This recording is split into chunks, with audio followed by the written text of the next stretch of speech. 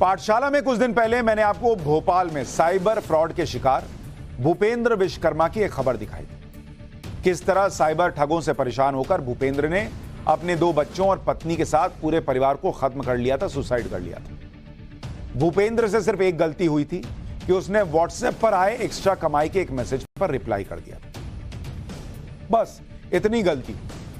और उसके बाद साइबर ठगों ने पहले अकाउंट खाली किया उसका और फिर भारी लोन के जाल में फंसा दिया और उसके बाद तो पूरा परिवार ही खत्म। इस समय देश में एक्स्ट्रा कमाई के झांसे में हजारों लोग फंसे हुए और करोड़ों रुपए गंवा चुके हैं।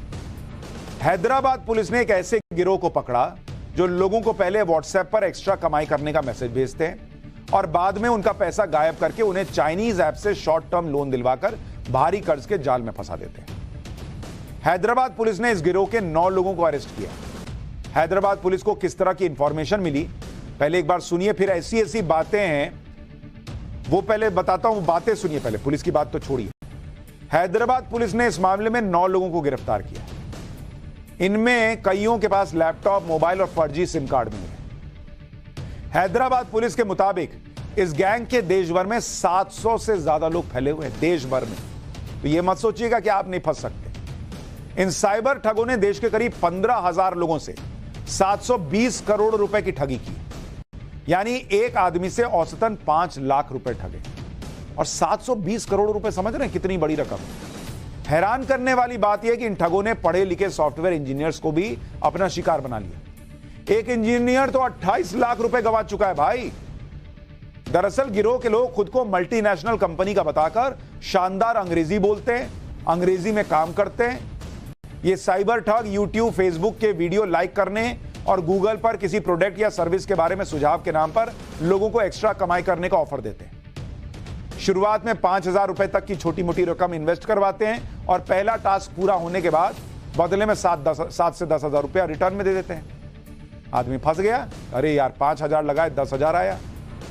उसको लगता है अरे ये तो सही लोग हैं, पैसा दे रहे हैं। अब ये पैसा आतंकवादियों तक कैसे पहुंचता है, क्योंकि इसके बाद तो वो फंसाना शुरू करते हैं ना। 5,000 लगाए, 10,000 दिए, फिर 50 लगाएंगे, फिर 2 लाख लगाएंगे, 3 लाख, ऐसे में आप फंसते जाते कि अब आएगा पैसा, अब आएगा पैसा। नहीं आता भाई। और वो पैसा कहां जाता है, कैसे टेररिस्ट के पास पहुंचता है, कैसे चीन पहुंचता है, ये सब समझिए। हैदराबाद पुलिस को शुरुआती जांच में इस गिरोह के लोगों से 48 बैंक खाते मिले जो फर्जी शेल कंपनियों के नाम पर बनाए गए। इसके अलावा 113 बैंक खातों का इस्तेमाल हुआ था। इतने ज्यादा अकाउंट इसलिए खोले जाते हैं ताकि इनकम टैक्स डिपार्टमेंट की नजरों से बच सके। बाद में इन अकाउंट में जमा रकम को क्रिप्टो करेंसी में बदलकर पहले दुबई ट्रांसफर किया जाता है और बाद में यह पैसा चीन चला जाता है। मतलब आप जो एक्स्ट्रा कमाई के नाम पर फंस रहे हैं, वहां एक्स्ट्रा कमाई चीन कर रहा है। पुलिस ने यह डिटेल भी निकाली है कि करीब 65 बैंक अकाउंट में से 128 करोड़ रुपए का ट्रांजैक्शन चीन के 3 लोगों ने किया था। इस केस में हैदराबाद पुलिस के साथ एनआईए भी अब काम कर रही है। खुलासा हुआ है कि चीन से यह पैसा लेबनान में बैठे आतंकी ग्रुप हिजबुल्लाह तक पहुंचाया जा रहा है।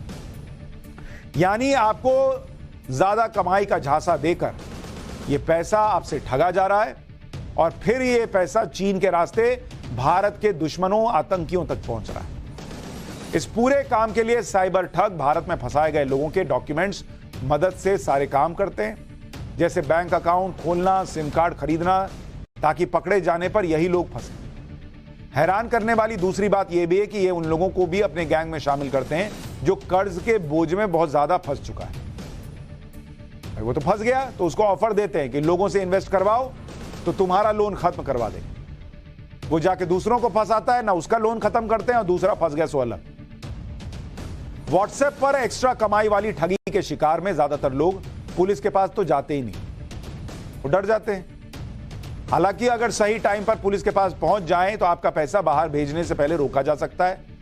आपका पैसा शायद आपको मिल भी सकता है।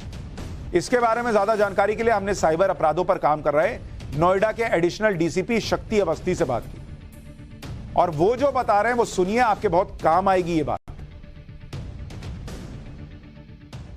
आप ऐसे किसी साइबर फ्रॉड में फंस गए हैं, खास करके जो आजकल टेलीग्राम से रिलेटेड फ्रॉड चैनल में फंस गए हैं, तो तुरंत ही आप 1930 को सूचित करें और अपनी कंप्लेंट दर्ज कराएं। उसमें अपना ट्रांजैक्शन आईडी, रेसिपिएंट का फ़ोन नंबर, आईडी, जिस भी UPI आईडी पे आपने पेमेंट किया है उसको भी तुरंत दर्ज कराएं ताकि अमाउंट ब्लॉक हो जाए। जैसे ही अमाउंट ब्लॉक होता है और आपने 1930 की सूचना दे दी, तुरंत ही अपने निकटतम पुलिस थाने आए और वहाँ पर अपनी कंप्लेंट दर्ज कराएं। साथ ही साथ जब आप 1930 पे कंप्लेंट कराते हैं तो cybercrime.gov.in पर भी वो कंप्लेंट रजिस्टर हो जाती है।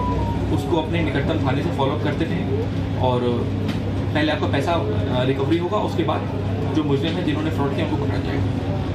बहुत सारे लोग एक्स्ट्रा इनकम के चक्कर में इस तरह के अपराधों का शिकार बन जाते हैं। वह लोग एक्स्ट्रा इनकम स्टॉक्स के माध्यम से और जो बहुत ही ज़्यादा रिटर्न देने वाले इन्वेस्टमेंट स्कीम्स हैं उनके माध्यम से बहुत लोग एक्स्ट्रा इनकम के बारे में सोचते हैं। लेकिन हमेशा याद रखें कि एक्स्ट्रा इनकम कमाने का जो सही तरीका हो उसी को अपनाएं और एक्स्ट्रा इनकम हमेशा सही सोर्सेज अपनाएं, अपनी मेहनत से अपनाएं, अपने हुनर से अपनाएं, अपने आर्टिस्टिक टैलेंट से अपनाएं और उसके अलावा आपकी पढ़ाई लिखाई में आपने जो भी चीज़ें की हैं उनसे करें। कभी भी साइबर के माध्यम से या ऐसी चीज़ों के माध्यम से जो बिना किसी मेहनत के और केवल आपको ऐसे लुभावने ऑफर दे रही हैं उनसे बचने का प्रयास करें। यानी घबराने की बजाय पुलिस के पास जाइए बॉस, घबराने से क्या होगा। अब आपको आवाज की कॉपी करके ऑडियो फ्रॉड कैसे होता है ये भी बताता हूं। आजकल मार्केट में एक नए तरह का ऑनलाइन फ्रॉड आया हुआ है, इसका नाम है वॉइस क्लोनिंग फ्रॉड। इसमें साइबर ठग AI की मदद से आपकी आवाज की हूबहू कॉपी कर ले रहे हैं।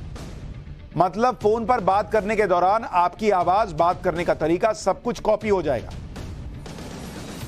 इसके बाद ये लोग आपके परिवार, रिश्तेदार या किसी दोस्त को फोन करेंगे और आपकी आवाज में उससे कहेंगे कि आप किसी मुसीबत में फंस गए हैं, आपका मोबाइल खराब हो गया और अचानक पैसे की जरूरत पड़ गई। अब आपको तो लगेगा कि आवाज तो सेम है, तो आप इसके लिए अलग से बारकोड भेज देंगे आपको, क्योंकि आपका फोन तो काम नहीं कर रहा है। भाई वो यही बोलेगा कि भाई मैं मुसीबत में फंसा हुआ हूं, मेरा फोन काम नहीं कर रहा है, यार एक काम कर, इतना कर 5,000 रुपए भेज दे। मान लीजिए कि एग्जांपल दे रहा हूं, आवाज मैच कर रही है, आप फंस गए 5,000 रुपए, तो बोलेगा कि यार मेरा फोन काम नहीं कर रहा है तो फलाने के नंबर से भेज रहा हूं। तो आपको शक भी नहीं होगा कि दूसरे नंबर से बारकोड क्यों आ रहा है। इस जल्दबाजी में आपके परिवार के लोग या दोस्त पैसा ट्रांसफर कर देंगे, क्योंकि आवाज वही है जो आपकी है। यह तो सिर्फ एक उदाहरण है।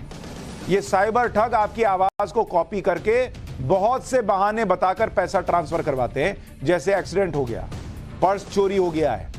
इसके अलावा ये ठग इस नकली आवाज से डेबिट या क्रेडिट कार्ड की डिटेल भी पूछ लेते हैं। भाई घर पे मान लीजिए आपके पति की आवाज में फोन आया कि सुनो जरा वो क्रेडिट कार्ड का डिटेल बताना, मैं आज लिखना भूल गया हूं या लाना भूल गया हूं। आपने बता दिया, हो गया कांड।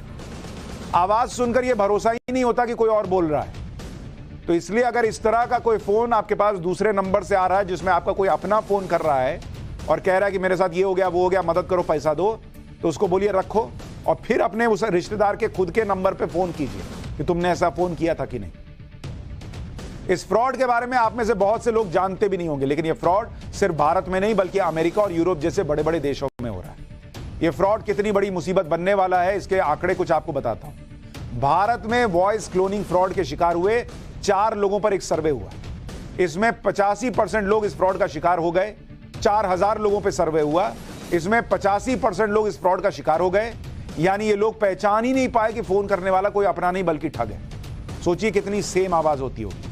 4,000 में से 85% लोग फंस गए। इसके अलावा करीब 2,000 लोग ऐसे थे जिन्होंने 50,000 रुपए ट्रांसफर भी कर दिए। इन 4,000 लोगों में से 46% लोगों को माता पिता की आवाज में कॉल आई थी, 34% को पत्नी की आवाज में कॉल आई थी और 20% लोगों को उनके बच्चों की आवाज में कॉल की गई थी। तो अगली बार बहुत ध्यान रखिए, ये AI ये सब चीजें जो आ रही हैं ये इस तरह का खतरा भी पैदा कर रही हैं। फोन आए मदद के लिए तो काट के खुद फोन लगाइए और पता कीजिए कि वही आदमी है कि नहीं जिसकी आवाज बताई जा रही है।